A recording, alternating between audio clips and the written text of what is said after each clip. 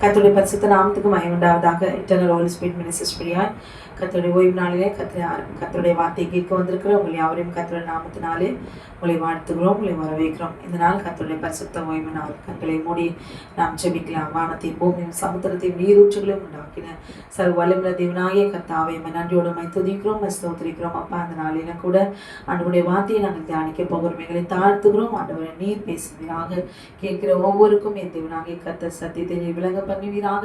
ஆண்டவருடைய சத்தியத்தை நான் நிலைத்து நிற்க கர்த்தர் உதவி செய்வீராக. சாத்திரனுடைய எல்லா உஞ்சகத்திற்கும் விளக்கி இந்த நாளிலே அவருடைய கண்களை தெளிவிக்க வேண்டுமா நான் ஜெபிக்கிறேன். அப்பா, நீர் எங்களை அப்படி செய்து விட்டோம். நான் நமக்கு நன்றி செலுத்துகிறோம். இயேசுவின் நாமத்தில் கேட்கிறோம் எங்கள் ஜீவனுள்ள நல்ல பரமபிதாவே. ஆமென், ஆமென், ஆமென். கர்த்தர் உங்களை ஆசீர்வதிப்பாராக. இந்த நாளில கூட கானான் தேசத்திலே ஆமென் வாழ்ந்த ஜாதிகளை குறித்தும் ஆமென் அது எமோரியர் என்று சொல்லப்படுகிற அந்த காரியத்தை குறித்தும் ஆபிரகாமிடத்திலே தேவனாகிய கர்த்தர் வாக்குத்தத்தம் பண்ணும் பொழுது இந்த எமோரியர்களுடைய அக்கிரமம் இன்னும் நிறைவாகவில்லை என்று சொல்லி தேவனாகிய கர்த்தர் பேசுகிறார். அல்லேலூயா, ஆமென். இதை குறித்து தான் இந்த நாளிலே நாம் தியானிக்க போகிறோம். ஆதியாகமம் 13வது அதிகாரத்துல பார்க்கும்பொழுது 12வது வசனத்துல ஆபிரகாம் கானான் தேசத்தில் குடியிருந்தார் என்று சொல்லி நாம் பார்க்கிறோம். அல்லேலூயா, ஆமென். அது மாத்திரமல்ல, ஆபிரகாம் இடத்துல தேவனாகிய கர்த்தர் ஆபிரகாமை குறித்தும் அவருடைய சந்ததியை குறித்தும் வாக்குத்தத்தம் பண்ணப்பட்ட தேசத்தை சுதந்தரிப்பார்கள் எல்லாம் முழு விவரத்தையும் தேவனாகிய கர்த்தர் அங்க பேசியிருக்கிறதையும் நாம் அறிந்திருக்கிறோம். அல்லேலூயா, நீ பார்க்கிற இந்த பூமி முழுவதையும் நான் உனக்கும் உன் சந்ததிக்கும் என்றென்றைக்கும் இருக்கும்படி கொடுத்து உன் சந்ததியை பூமியின் தூளை போல பெருக பண்ணுவேன். ஒருவன் பூமியின் தூளை எண்ண கூடுமானால் உன் சந்ததியும் எண்ணப்படும் என்று சொல்லி தேவனாகிய கர்த்தர் நீ எழுந்து இந்த தேசத்தின் நீளமும் அகலும் எம்மட்டும் அம்மட்டும் நடந்து தெரியும், உனக்கு அதை தருவேன் என்றார் என்று சொல்லி நாம் பார்க்கிறோம். அல்லேலூயா, ஆமென். அது மாத்திரமல்ல, இந்த கானான் தேசம் ஏன் ஆண்டவர் இவ்விதமாய் ஆசீர்வதிக்கிறதுக்கு காரணம் என்ன? அந்த தேசம் மிகவும் செழிப்பான தேசம். அந்த தேசத்தை தான் தேவனாகிய கர்த்தர் அவன் தன் ஜனத்துக்கு என்று அவர் தெரிந்து கொண்டார். அந்த செழிப்பான தேசம் மாத்திரமல்ல, அந்த தேசத்துல அக்கிரமும் அதிகம் என்று சொல்லி நாம் பார்க்கிறோம். அல்லேலூயா, பழைய ஏற்பாடு முழுவதும் அந்த தேசத்தினுடைய கிரியைகள் எவ்வளவு அருவருப்பானது என்று சொல்லி நாம் பார்க்கிறோம். இந்த கானான் தேசம் எப்படி அது யார் அங்கு குடியிருந்தார்கள் என்று சொல்லி நமக்கு தெரியும். ஆனால் ஆதியாகமம் 9வது அதிகாரத்துல நாம் பார்க்கிறோம் நோவாவினுடைய பிள்ளைகளாகிய சேம், காம், யாப்பேத் என்று சொல்லி. அப்ப நோவா தன் தகப்பனுடைய நோவாவுடைய நிர்வாணத்தை அவருடைய பிள்ளையான காம் அதை பார்த்து அந்த நிர்வாணத்தை வெளியில் இருக்கிற தன் சகோதரத்துல அதை அறிவித்தான் என்று சொல்லி பார்க்கும். சேமும் யாப்பேத்தும் அதை கேள்விப்பட்டு அவர்கள் என்ன செய்றாங்க, அந்த அவருடைய நிர்வாணத்தை பார்க்காமல் பின்புறமாய் வந்து தன் முகத்தை மறைத்து தகப்பனுடைய நிர்வாணத்தை அவர் மூடினார்கள். ஆனால் இந்த காம் என்ன செஞ்சா, அப்படிப்பட்ட ஒரு தகப்பனுடைய நிர்வாணத்தை பார்த்து அதை தெரிவிக்கிறார். அல்லேலூயா. அப்ப ஒரு நிர்வாணம் அப்படின்று பார்க்கும்பொழுது அது எவ்வளவு ஒரு முக்கியமானது. அது அந்த மனிதனுடைய முழுவதும் அதனுடைய காரியங்கள் முழுவதும் அவனுடைய அவமானம், அவனுடைய எல்லாமே எழுந்து போனவனா இது காணப்படும். தன் தகப்பனுடைய நிர்வாணத்தையே அவன் பார்த்து அதை அறிவிக்கிறான் என்றால் அவன் அதை விழித்த போது நோவா தன் மகனை சபிக்காமல் அந்த மகனை கானானை பேரனை அவர் சபிக்கிறார். அல்லேலூயா, கானான் சபிக்கப்பட்டவன் என்று சொல்லி தன் சகோதரர்களுக்கெல்லாம் இவன் அடிமையாக இருப்பான் என்று சொல்லி க்ளோரி அவர் சாபத்தை பெற்றுக்கொள்ள அந்த சபிக்கப்பட்டவனாய் இந்த தேசத்திலே அந்த குடியிருக்கிறவன் தான் இந்த கானானியர், இந்த கானான் தேசம் என்று சொல்லி நாம் பார்க்கிறோம். அப்ப இந்த கானான் என்பது ஒரு பெரிய தேசத்தை அது குறிக்கிறது. இந்த கானான் தேசத்துக்குள்ளாக அவை பல ஜாதிகள் குடியிருந்தார்கள். அந்த பல ஜாதிகள் என்றால் 7 பலத்த ஜாதிகள் சொல்லலாம். வாங்க 7வது அதிகாரம் 1வது வசனத்துல ஏத்தியர், கிர்காசியர், எமோரியர், கானானியர், பெரிசியர், ஏவியர், எபூசியர் என்கிற 7 பலத்த ஜாதிகளையும் தேவனாகிய கர்த்தர் அங்கே குறிப்பிடுகிறதை நாம் பார்ப்போம். அந்த ஜாதிகளை பார்த்து நீ பயப்படாதிரு, நான் உன்னை என் பலத்த கையினாலும் ஓங்கிய பயத்தின் கரத்தினாலும் நான் விடுவித்தேன் என்பதை நீ பார்த்து நீ பயப்படாதிரு அந்த ஜாதிகளை பார்த்து என்று சொல்லி தேவனாகிய கர்த்தர் நம்மை பார்த்து தேற்றுகிறதையும் நம்மை நாம் வாசிக்கிறோம். அல்லேலூயா. அப்ப இந்த கானான் தேசத்துக்குள்ளாக இருந்த 7 பலத்த ஜாதிகளையும் ஒட்டுமொத்தமாய் சொல்லுகிற இந்த வார்த்தை தான் இன்னொரு வார்த்தை, இந்த எமோரியர். இந்த எமோரியர் என்று சொன்னால் அது ஒரு கானானியர் மாத்திரம் குறிக்காது, கானான் தேசம் முழுவதும் அது உள்ளே குடியிருந்த அந்த ஜாதிகளுடைய எல்லாரையும் அது குறிக்கிற பெயர் தான் பொதுவான பெயர் எமோரியர். அல்லேலூயா.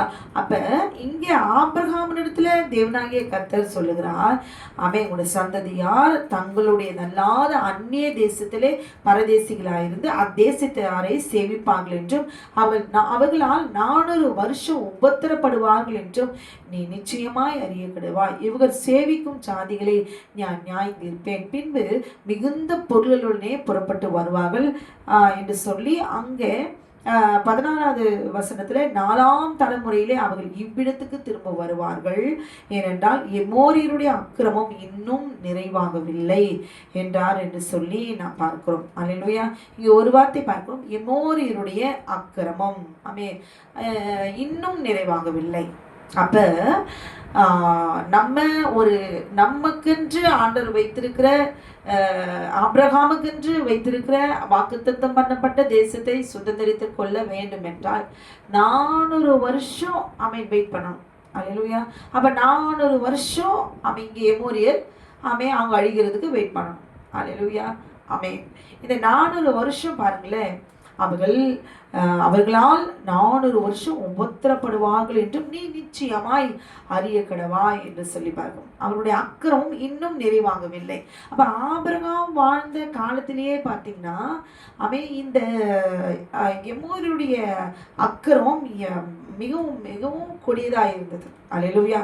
அப்ப அவர்களுடைய அக்கிரமம் என்ன அப்படின்னு பார்த்தா, அந்த அக்கிரமத்துல ஒரு சில காரியங்கள் மாத்திரம் சொல்றேன், முழுவதும் அவர்களுடைய அக்கிரமங்கள் என்ன என்று சொல்லி தயவு செய்து பெண்களா இருக்கிற நாம் அதை பார்த்து நாம் படித்தால்தான் நாம் எப்படி கானான் தேசத்தை நாம் சுதந்திரிக்க முடியும். எந்த கானானை? பரலோக ராஜ்யத்தை நாம் எப்படி பரம கானானை நாம் சுதந்திரிக்க முடியும். ஐயோ அதை படிச்சுட்டு நான் இதெல்லாம் செய்யல, நான் இதெல்லாம் செய்ததே இல்லை அப்படின்னு நம்ம சொல்லிக் கொள்ளலாம். ஆனால் இந்த பாவங்கள் ஒரு மனிதனை எப்படியும் பற்றி பிடிக்கும் என்பதுதான் நிச்சயம். அல்லேலூயா. அது எப்படி பிடிக்கும்? என்னெல்லாம் பிடிக்க முடியாது. நான் யார் தெரியுமா? நான் எப்படிலாம் ஃபாஸ்டிங் போடுவேன், ஜெபம் பண்ணுவேன், துதிப்பேன், எப்படி வேணாலும் நாம சொல்லலாம். ஆனால் எந்த விதத்திலையும் ஒரு மனுஷனை பாவத்திலே சத்ருவானன் விழ வைப்பான். அல்லேலூயா. அதிலிருந்து நாம் தப்பித்துக் கொள்வதற்கு தேவன் நம்மளோடு பேசியிருக்கிற வார்த்தைகள், வாக்குத்தத்தங்கள், கட்டளைகள் இவையெல்லாம் அறிந்து நம்மை நாமே பலப்படுத்தி சிறப்படுத்தி பரிசுத்தமாய் இறுதி வரைக்கும் நிலைத்திருந்தால் நிச்சயமாய் ரட்சிக்கப்படுவோம். அல்லேலூயா. நீ நிச்சயமாய் அறிய கடவாய் என்று சொல்லி தேவனாகிய கர்த்தர் அங்கே ஆபிரகாம் இடத்துல அவர் சொல்லுகிறார், அவர் சந்ததியாரிங்க நிச்சயம் வருவாங்க, 400 வருஷம் உபத்திரப்படுவார்கள் என்று சொல்லி. அல்லேலூயா. இங்கு இந்த எமோரியருடைய அக்கிரமம் இன்னும் நிறைவாகவில்லை என்று கூறும் பொழுது அவர்கள் இந்த எமோரியர்கள் யாருன்னா இவர்கள் பலத்த சாதி. எப்படி? மாம்சத்துல பலத்த சாதி. இவர்களுக்கு முன்பாக இஸ்ரவேல் ஜனம் ஒரு நாளும் யுத்தம் பண்ணினாலும் ஜெயிக்கவே முடியாது. அல்லேலூயா. நம்ம வருகிற வழியெல்லாம் பார்க்கிறோம், முறிந்தோடி போனார்கள், தோற்று போனார்கள். எப்பொழுது தேவனுடைய கட்டளைக்கு கீழ்ப்படிந்து தேவன் சொன்ன போது அவர்கள் புறப்பட்டார்களோ க்ளோரி, அந்த ஜாதிகளை அவர்கள் முறியடித்தார்கள், அவர்கள் முறிந்தோடி போனார்கள் என்று சொல்லி பார்க்கும். எப்பொழுது தேவனுடைய கட்டளைக்கு மீறி தம் மாம்ச பலத்திலே அவர்கள் இஸ்ரவேல் ஜனங்கள் புறப்பட்ட பொழுதெல்லாம் அவர்கள் மலையின் உச்சிலிருந்து இறங்கி அநேகர் மடிந்தார்கள், தோற்று போனார்கள் என்று சொல்லி பார்க்கிறோம். அல்லேலூயா.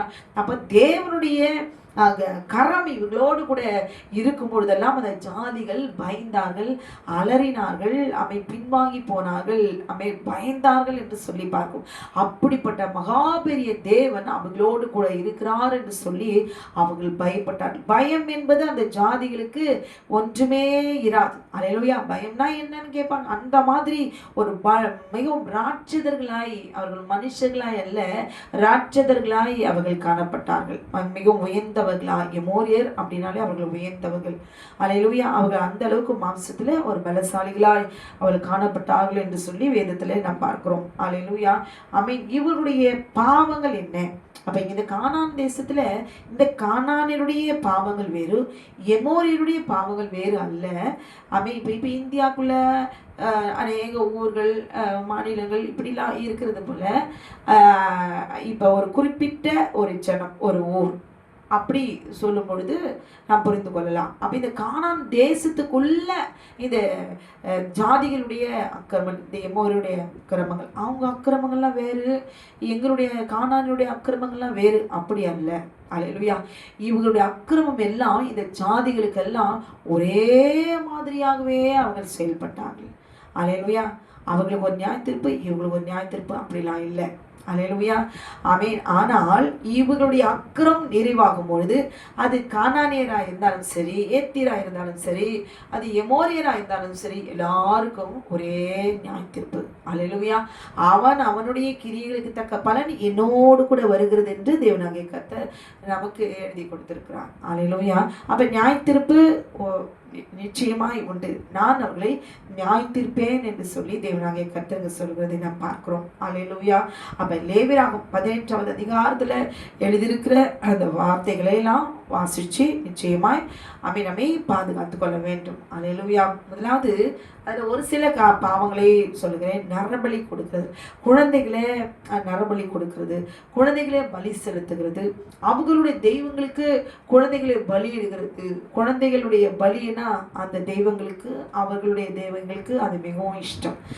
குழந்தைகளை பலி செலுத்தினா அவங்களுடைய சந்ததி வறட்சி, வறுமை, பஞ்சம், பசி, தாகம் இதெல்லாம் இல்லாமல் அது பார்த்து கொள்ளுமாம், செழிப்பை கொடுக்குமாம், ஆசீர்வாதத்தை கொடுக்குமாம். அல்லேலூயா. அது மாத்திரமல்ல, அவருடைய முதல்ல தலைச்சின் பிள்ளைகளை பலி செலுத்தும் பொழுது அவருடைய சந்ததி இன்னும் அதிகமாய் அந்த அவர்கள் வழிபடுகிற தெய்வங்கள் விருத்தியாக்கும் என்று சொல்லி எழுதப்பட்டிருக்கிறது. அல்லேலூயா.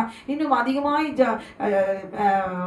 பிள்ளைகளை பெற்றெடுக்கணும் அந்த ஆர்வத்துல தனக்கு பிடிக்காத குழந்தைகளை பலி கொடுக்கிறது, அந்த தெய்வங்களுக்கு பிடிக்கிற பிள்ளைகளை பலி கொடுக்கிறது, இந்த தீயில தூக்கி போடுகிறது, தீ மிதிக்கிறது, அந்த அக்னியில எரித்து அந்த குழந்தைகளை துடிக்க துடிக்க கொல்லுகிறது அவர்களுடைய தெய்வங்களுக்கு இஷ்டமான பலி. அல்லேலூயா.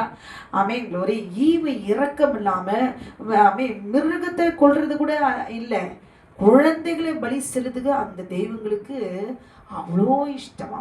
அல்லேலூயா. ஆமென். க்ளோரி. அது மாத்திரமல்ல, விக்கிரகாராதனை. அல்லேலூயா. அது இல்லாமல் பாலியல் பாவங்கள், முறைகேடான பாவங்கள், அருவருப்பான பாவங்கள், தீமையை பொல்லாத காரியங்களெல்லாம் சர்வ சாதாரணமாய் செய்கிறது, மாந்திரிகங்கள், பில்லி சூனியங்கள் என்று சொல்லி இன்னும் ஏராளமான முறைகேடானமான உறவு முறைகளற்ற முறைகேடான பாவங்கள், பாலியல் பாவங்கள். அது மாத்திரமல்ல, பெஸ்டியாலிட்டி என்று சொல்லப்படுகிற மிருகத்தோடு கூட உறவு வைத்துக் கொள்ளுகிற பாவங்கள், இவைகள் எல்லாம் இந்த எமோரியனுடைய அக்கிரமங்கள் என்று எழுதப்பட்டிருக்கிறது. அல்லேலூயா. அப்ப இந்த எமோரி கானான் தேசம் என்பது பெரிய தேசம். அந்த தேசத்துக்குள்ள இந்த ஜாதிகள் ஒட்டுமொத்த எல்லாம் கானான் தேசத்துல வாழ்கிறவருடைய பொதுவான ஒரு பெயர் தான் இந்த எமோரியர். அல்லேலூயா. அப்ப இந்த எமோரியருடைய அக்கிரமம் இன்னும் நிறைவாகவில்லை. ஆபிரகாம் வாழ்ந்த காலத்திலேயே இவருடைய அக்கிரமம் மிகவும் கொடிதா இருந்துச்சு. அப்பவே ஆண்டவர் அழித்து போட வேண்டியது தானே. அல்லேலூயா. இன்றைக்கு நமக்கு இதுதான் சந்தேகம். கண் முன்னாக இப்படிலாம் வாழ்றாங்களே, இவ்வளோ அக்கிரமம் செய்கிறாங்க, இவங்களாம் நல்லா இருக்கிறாங்களே, இவங்களுக்கெல்லாம் ஒரு நியாய தீர்வே வராதா? ஈவு இரக்கம் இல்லாம இப்படியெல்லாம் வந்து சம்பாதிக்கிறாங்க, இவ்வளோ பொய் பேசுறாங்க, இவ்வளோ விபச்சாரம் பண்றாங்க, வேசித்தனம் பண்றாங்க. ஆலையிலும் இவங்களாம் கேட்கறதுக்கு யாருமே இல்லையா? எங்க தான் ஆண்டவர் இருக்கிறாரு? காலம் எங்க தான் போயிட்டு இருக்குது? நம்ம மட்டும் இவ்வளோ கஷ்டப்படுறோம், இவ்வளோ பாடுபடுறோம், நம்ம இப்படியே வாழ்ந்து செத்து மடிய வேண்டியது தானா? இப்படி எனக்கு மட்டும் ஏன் இந்த சாபம்? இப்படிலாம் ஒவ்வொரு மனுஷர்களையும் ஒவ்வொரு சகோதரிக்குள்ளேயும் இப்படிப்பட்டதான கேள்விகள் பாரங்கள் நிச்சயமாய் உண்டு. அல்லேலூயா. இங்க ஆண்டவர் அங்கேயே நியாய தீர்ப்பு கொடுக்கணும்னா கொடுத்துருக்கலாம். ஆனால் நீங்களும் நானும் மனுஷர்கள், நம்ம பார்க்கறத வச்சு நம்ம என்ன புலம்புறோம். ஆனால் கர்த்தர் அப்படிப்பட்ட அந்த எமோரியருக்கு, கானானியருக்கு, அவர்களுடைய அருவருப்புகளுக்கு கர்த்தர் ஒரு காலத்தை வைத்திருக்கிறார். அல்லேலூயா. அப்ப அங்கே இவருடைய அக்கிரமம் நிறைவாகணும். இவங்க வந்து 400 வருஷம் இவங்க அக்கிரமம் எதுக்கு ஆண்டவர் விட்டு வைக்கிறாருன்னா, அடிச்சு அப்படியே கொண்டு போட்டுடலாம். இவ்வளோ துணிகரமா நீ செய்கிற பாவத்துக்கு நீ உயிரோடு இருக்கக்கூடாது, என் கண்ணு முன்னாலும் இது ரொம்ப ஓவர் அப்படின்னு அடிச்சு போட்டுருக்கலாம். ஆனால் ஒவ்வொரு மனுஷனுக்கும் க்ளோரி. இப்போ எமோரியருக்கு 400 வருஷம். அப்போ அந்த 400 வருஷமும் தேவனாகிய கர்த்தர் அவர்களுடைய அக்கிரமம் நிறைவாகிற வரைக்கும் அவர் பொறுத்திருக்கிறார். ஏன்? ஆண்டவர் அவங்களை மனம் திரும்புகிறதுக்கு ஒரு வாய்ப்பு கொடுக்கிறார். அல்லேலூயா. அவங்க மனம் திரும்பணும்னு நினைச்சாங்கன்னா கர்த்தர் அவங்களை மன்னித்து தம்முடைய வழியிலே கட்டளைகள் கீழ்ப்படிந்து நடந்து வரும்பொழுது அவர்களை தம் பிள்ளைகளாக அப்படிப்பட்ட அருவருப்புகளை செய்கிறவர்களையும் கூட கர்த்தர் மன்னித்து அவர்களை வழி நடத்துகிறார். அல்லேலூயா. காலத்தை கொடுத்திருக்கிறார் இந்த ஜனத்துக்கென்று. 400 வருஷம் அவர் பொறுமையா அந்த ஜாதியுடைய அக்கிரம் நிறைவேறுவதற்கு அமைதியா இருந்தார். காரணம், அவர் மனம் திரும்ப வேண்டும் என்று சொல்லி. அப்ப 400 வருஷம் 430 வருஷம் முடிந்த அன்றைய தினமே இஸ்ரவேல் ஜனம் அணி அணியாய் எகிப்திலிருந்து புறப்பட்டார்கள் என்று சொல்லி பார்க்கிறோம். அல்லேலூயா. ஏன்? தேவன் நல்லவர். உடனே அழிக்கிறதுனால லாபம் என்ன? அவருடைய ஆத்மாவை பார்க்கிறார். ஆனால் அந்த ஜாதிகள் மனம் திரும்புவதற்கு அவர் இடம் கொடுக்கல. இவ்விதமான அருவருப்பான பாவங்களை செய்கிறதுக்கு தான் அவர்கள் தாராளமாய் தன்னை அர்ப்பணித்தார்களே தவிர மனம் திரும்புவதற்கு அவர்களுக்கு இஷ்டமில்லை. அல்லேலூயா. 400 வருஷம் அல்லேலூயா அவர்களுடைய அக்கிரமம் நீடித்து கொண்டே இருந்தது. 400 வருஷம் அவர்களால் உபத்திரவப்படுவார்கள் என்று சொல்லி. அப்ப தேசத்துல பஞ்சம். ஆண்டவர் ஏன் தன் சந்ததியை, ஆபிரகாமுடைய சந்ததியை எகிப்தில் கொண்டு போய் அவர் வைத்தார்? அந்த தேசம் முழுவதும் பஞ்சம். ஏன் ஜனம் என்று அவர் ஆண்டவர் தெரிந்து கொண்டார் ஆபிரகாமை.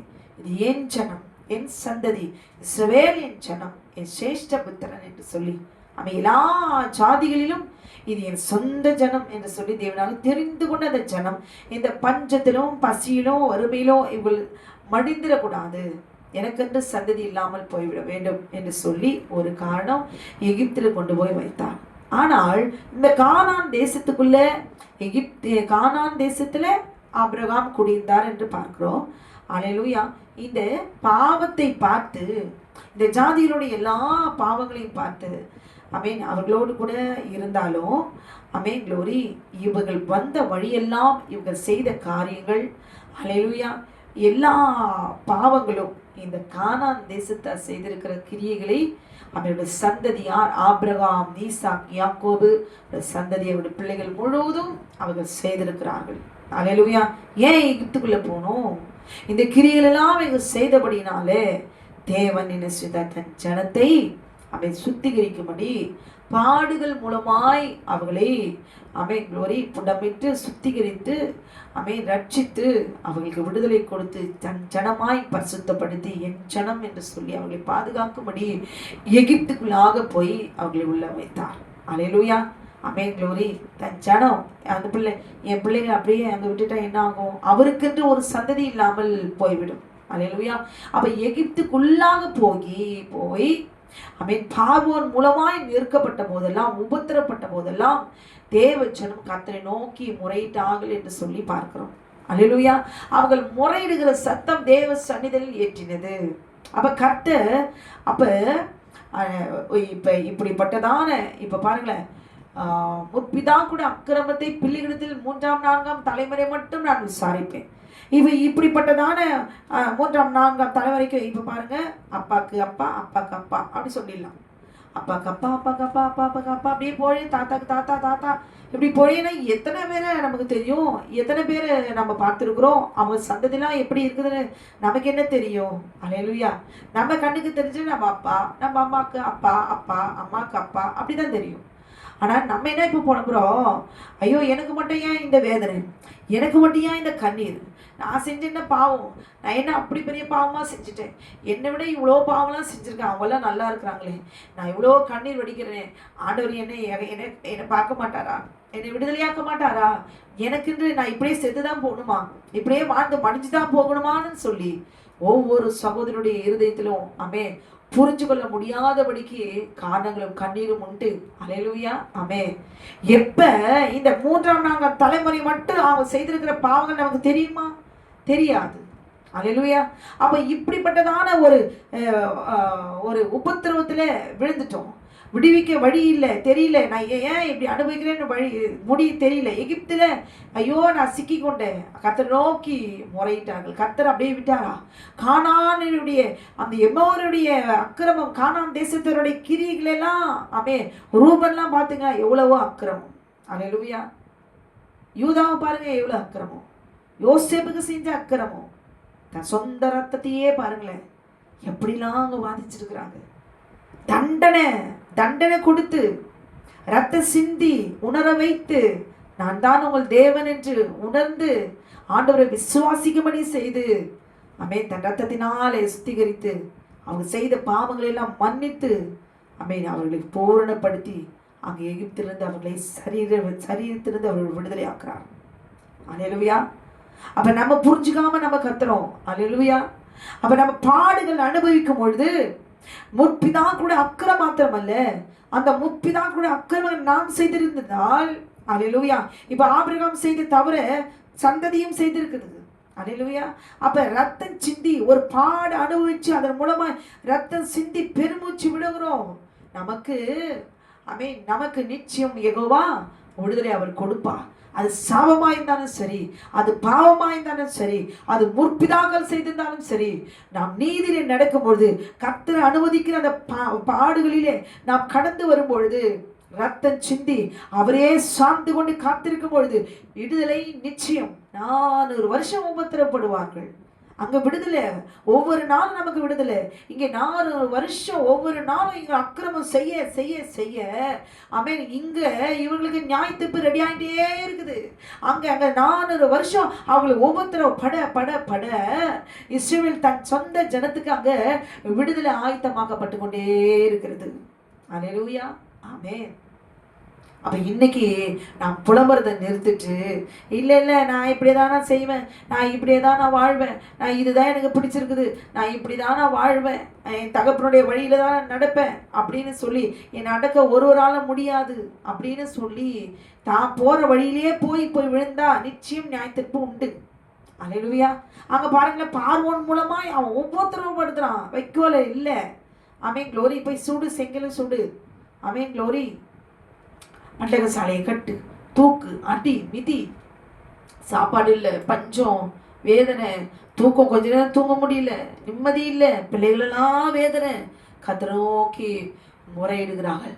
நான் முறையிட தேவனை நோக்கி விசுவாசிக்க நான் யார் தெரியுமா, நான் உன்னதமானுடைய பிள்ளைன்னு சொல்லி அறியும்படி செய்ய இருக்கிறவராகவே இருக்கிறேன்.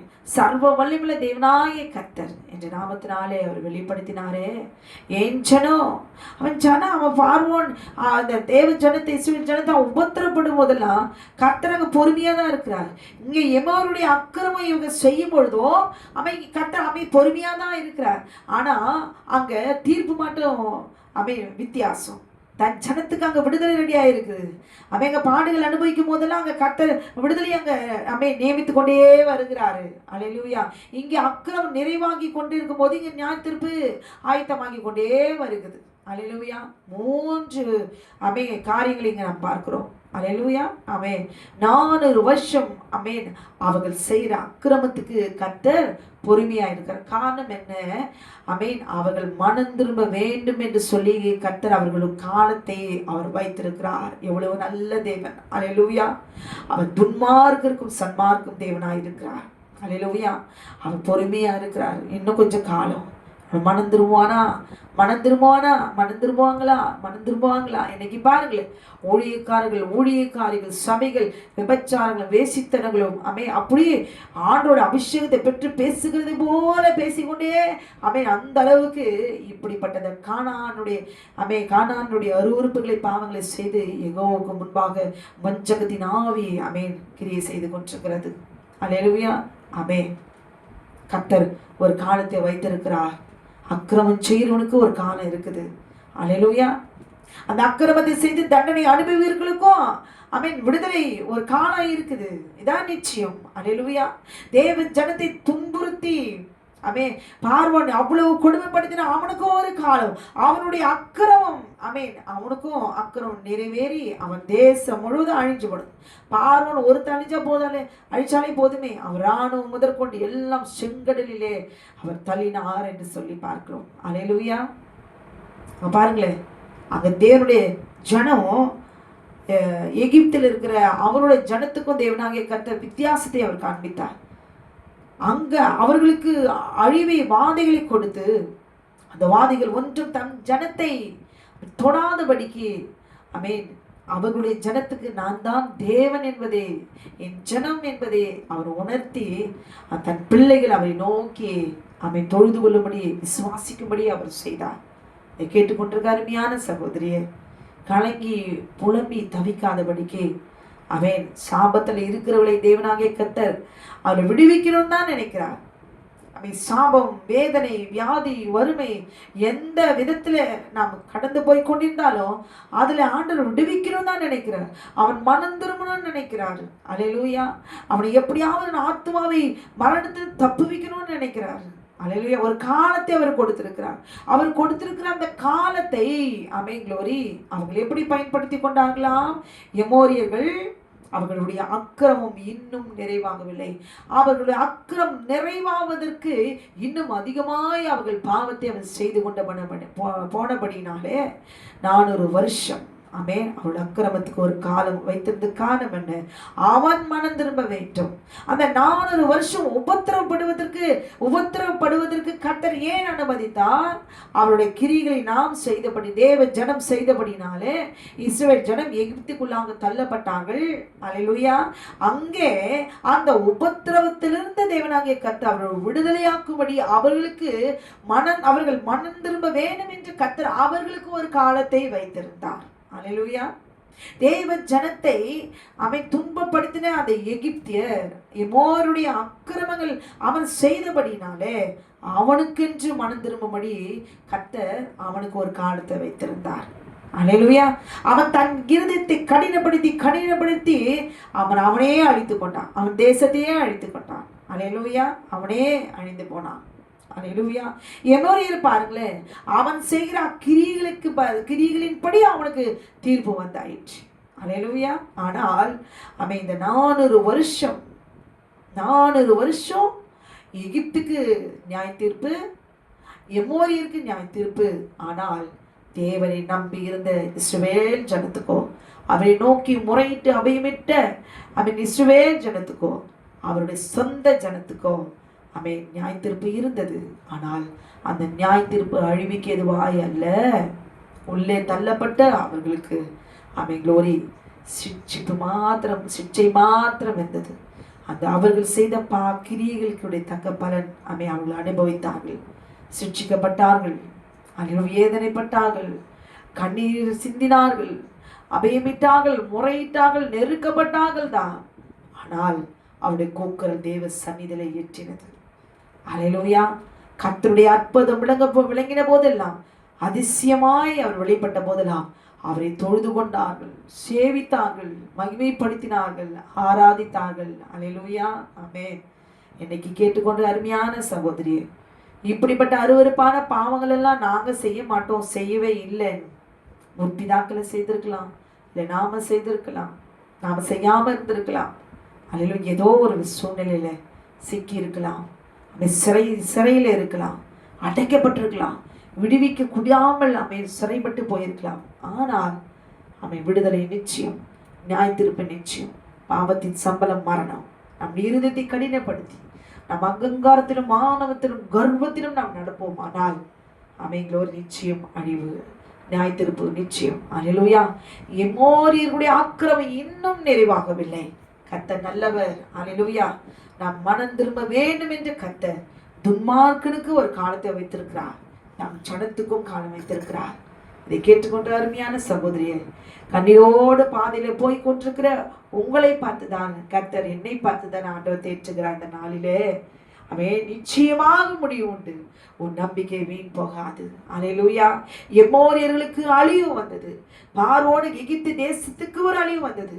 ஆனால் அவரை நம்பியிருந்த விசுவாசித்த ஜெப ஜனத்துக்கும் எகிப்திலிருந்து அவன் விடுதலை கிடைத்தது. அது போலதான் அவன் இன்றைக்கு நம்ம என்ன புலம்பி தவிக்கிறோமோ, இன்னும் எத்தனை வருஷம் தான், இன்னும் எத்தனை காலம் தான், எனக்கு வயசாயிற்று, நான் எனக்கு விடுதலே இல்லையா, இப்படி கேட்டுக்கொண்டிருக்கிற ஒவ்வொரு புலம்பல்களுக்கும் கண்ணீருக்கும் கூக்குரலுக்கும் ஆண்டவர் இந்த நாளிலே விடுதலை அவர் கொடுப்பார் என்பது நிச்சயம். ஒரு காலம் உண்டு, காலம் நிறைவேறின பொழுதோ நிச்சயம் நீங்க நம்பிக்கொண்டிருக்கிற அந்த சூழ்நிலை வரும், பணம் வரும், வறட்சி மாறும், மலடு நீங்கும், கர்ப்பம் தரிப்பீர்கள், சாபம் நீங்கும், உங்களுடைய பிள்ளைகள் சுகமாவார்கள், விடுதலை வியாதிகள் நீங்கும், சாபங்கள் நீக்கப்படும். அல்லேலூயா. இது நிச்சயம். அழிவோ நிச்சயம், நியாய தீர்ப்பு நிச்சயம், விடுதலை நிச்சயம். இதுல இந்த 3 ஜாதிகளிலே நாம் அவருடைய ஜனமாய் இருக்க போகிறோமா அல்லது எமோரியர்களாய் நாம் வாழ போகிறோமா? கானான் தேசத்துக்குள்ளே வாழ வேண்டும் என்று நினைத்தால் அல்லேலூயா, பரம கானானுக்குள்ளாக உள்ளே போகிற தகுதியுள்ளவர்களாய் எமோருடைய அக்கிரமங்களை நாம் நிறைவேற்றி கொண்டு வஞ்சகத்தின் ஆவினாலே ஏமாற்றி கொண்டிராதபடிக்கு அல்லேலூயா, அவன் கொடுக்கிற எல்லா அருவருப்புகளும் க்ளோரி ருசித்து கொண்டிராதபடிக்கு நியாய தீர்ப்பு நிச்சயம் என்பதை உணர்ந்தவர்களாய் எச்சரிப்படைந்து அல்லேலூயா, க்ளோரி அந்த அருவருப்புகள் எல்லாம் நீக்கி சுத்திகரிக்கும் கொள்ளும்படி இன்றைக்கு ஆட்டுக்குட்டியான ரத்தத்துக்குள்ளாக உங்களுடைய ஆவி ஆத்மா சரீரம், நம்முடைய ஆவி ஆத்மா சரீரத்தை ஒப்பு கொடுக்கிற ஒவ்வொரு சகோதரிகளுடைய வாழ்க்கையும் கர்த்தர் அற்புதம் அவர் செய்வார். விடுதலை நிச்சயம். அல்லேலூயா. ஏன்னா நம்முடைய அக்கிரமங்கள் எல்லாம் நீக்கப்பட்டு நிறைவாவதற்கு கர்த்தர் நாட்களை அவர் குறித்து விட்டார். அல்லேலூயா. பரம கானானுக்குள்ள அவர் கொண்டு போய் சேர்ப்பார். இந்த பூமியிலேயே நமக்கென்று அவர் வைத்திருக்கிற ஆசீர்வதிக்கப்பட்ட இடத்தையும் சந்தோஷத்தையும் சமாதானத்தையும் இளைப்பாறுதலையும் அவர் தருவார் என்பது இந்த நாளிலே நிச்சயம். அதனாலதான் ஆபிரகாமிடத்துல ஆண்டவர் சொல்றாரு, எமோரியருடைய ஆக்கிரமம் இன்னும் நிறைவாகவில்லை. அல்லேலூயா. இதன் மூலமாய் சோர்ந்து போகாதீர்கள், கண்ணீர் வடிக்காதீர்கள், புலம்பாதீர்கள். எப்பேற்படிய அக்கிரமத்தை அவன் செய்திருந்தாலும் நியாய தீர்ப்பு நிச்சயம். சத்தியம். சத்தியம் சத்தியம்தான். அல்லேலூயா. குமாரன் விடுதலையாக்கினால் மெய்யாகவே விடுதலை ஆவீர்கள். இந்த நாளிலே கானான் என்பது ஒரு பெரிய தேசம். கானான் தேசத்துக்குள்ளாக இருந்த இந்த பலத்த ஜாதிகள் எல்லாரும் சேர்த்து பொதுவாக குறிப்பிடுவது பெயர் தான் எமோரியர். அல்லேலூயா. இந்த எமோரியருடைய அக்கிரமங்கள் மிருகங்களோடு கூட உறவு வைத்துக் கொள்வது, நரபலி, விக்கிரகானை கொடுக்கிறது, மாந்திரிகள், பில்லி சுனிகள் செய்வது, குழந்தைகளை நரபலி கொடுக்கிறது, குழந்தைகள் எல்லாம் கொடூரமாய் கொல்லுவது, இப்படிப்பட்ட முறைகளான பாலியல் ரீதியான அருவருப்பான பாவங்களை செய்வதுதான் இந்த எமோரியருடைய அக்கிரமங்கள். நியாயத்திற்கு ஒவ்வொரு மனிதனுக்கும் ஒவ்வொரு விதமாய் அங்கு கொடுக்கப்படுவது. எல்லாருடைய பாவங்கள் ஒரே விதமாய் இந்த அருவருப்புகளை செய்தபடியினாலே கர்த்தர் அவர்களை நியாயத்தித்தார். ஆனால் அவர்களுக்கு 400 வருஷம் கொடுத்ததுக்கு காரணம் என்ன? அவர்கள் மனம் திரும்ப வேண்டும் என்று சொல்லி நாளிலே மனிதர்கள் குறிப்பாய் சகோதரிகள் போன்ல ஆபாச படங்கள், நிர்வாண படங்கள் க்ளோரி இஷ்டத்துக்கும் உட்கார்ந்து கண்களினால பார்க்கிறோம். என்னை பார்க்க ஒருத்தர்